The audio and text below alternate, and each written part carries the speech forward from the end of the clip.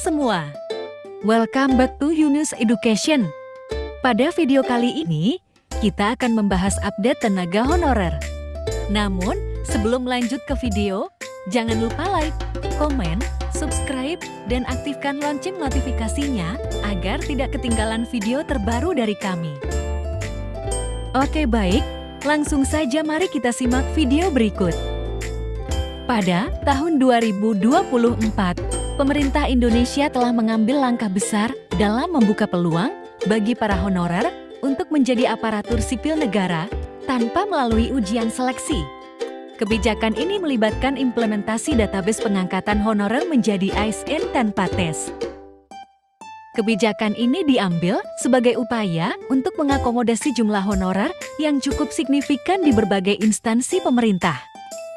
Banyak honorer yang telah memberikan kontribusi nyata dalam menjalankan tugasnya, namun terkendala untuk menjadi ASN karena keterbatasan kuota dan prosedur tes yang terkadang dianggap sebagai hambatan. Pada dasarnya, database pengangkatan honorer menjadi ASN tanpa tes bertujuan untuk memberikan kesempatan kepada honorer yang telah memiliki rekam jejak kerja yang baik. Proses ini melibatkan pencatatan data lengkap para honorer, termasuk riwayat pekerjaan, kualifikasi pendidikan, dan penilaian kinerja selama periode tertentu. Sebagaimana dijelaskan oleh Yudi Wicaksono, PLT Asisten Deputi Manajemen Talenta dan Peningkatan Kapasitas SDM Aparatur Kementerian Pan-RB, bahwa tenaga honorer akan ada model pemeringkatan kinerja, yang mana terlebih dahulu harus masuk dalam validasi dan verifikasi BKN dan sampai saat ini sedang dalam tahap pengembangan. Meskipun kebijakan ini tidak melibatkan ujian tes formal, para honorer tetap harus memenuhi sejumlah kriteria tertentu. Kriteria ini melibatkan rekam jejak kinerja yang baik, tingkat pendidikan yang sesuai dengan posisi yang dituju, serta kepatuhan terhadap peraturan dan etika kerja. Langkah ini diharapkan dapat memberikan sejumlah manfaat. Pertama, membantu mengatasi defisit jumlah ASN di berbagai instansi. Kedua, memberikan penghargaan kepada honorer yang telah setia menjalankan tugasnya tanpa menjadi bagian resmi dari ASN. Ketiga, memotivasi para honorer untuk terus meningkatkan kualitas kinerja mereka.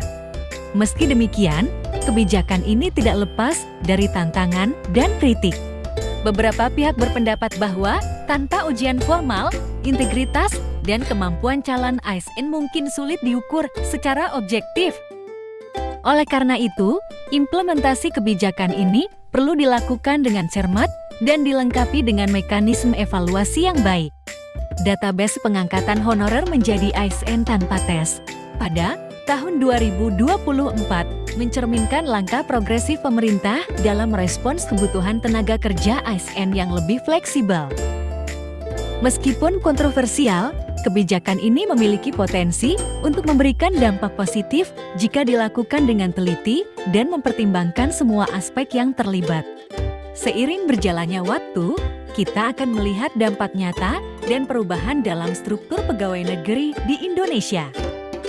Untuk database pengangkatan honorer menjadi ASN tanpa tes pada tahun 2024 bisa diakses melalui link yang tertera di deskripsi video. Sekian, semoga informasi ini bermanfaat dan sampai jumpa di video berikutnya.